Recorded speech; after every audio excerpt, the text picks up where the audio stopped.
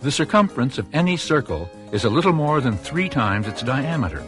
In other words, the ratio of circumference to diameter is about 3.14, a fundamental constant of nature denoted by the Greek letter pi.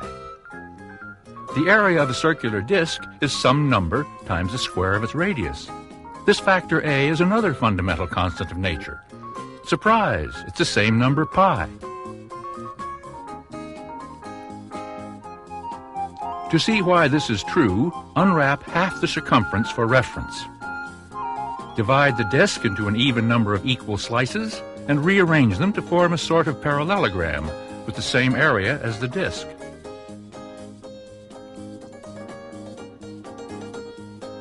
As we take more and more slices, making them thinner and thinner, the parallelogram becomes more and more like a rectangle, with base pi r and altitude r, and the area is pi r squared.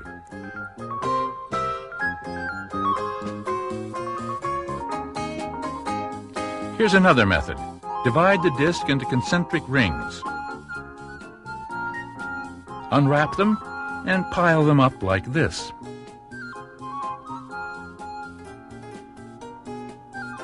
As we take more and more rings, the stack looks more and more like a right triangle, with base 2 pi r and altitude r. Its area, 1/2 base times altitude, is pi r squared. The decimal digits of pi have no regularly repeating patterns.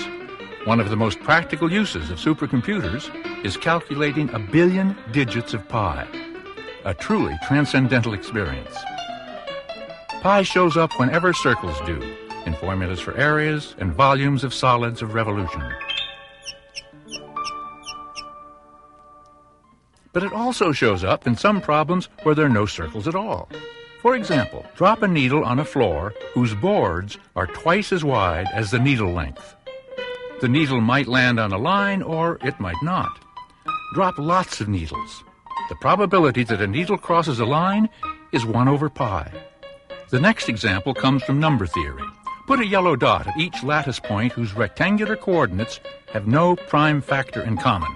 Another way of saying this is, put a yellow dot at each lattice point that's visible from the origin. The dark dots are hidden behind the bright ones. The probability that a lattice point is visible from the origin is 6/pi squared. Pi has something to do with prime numbers.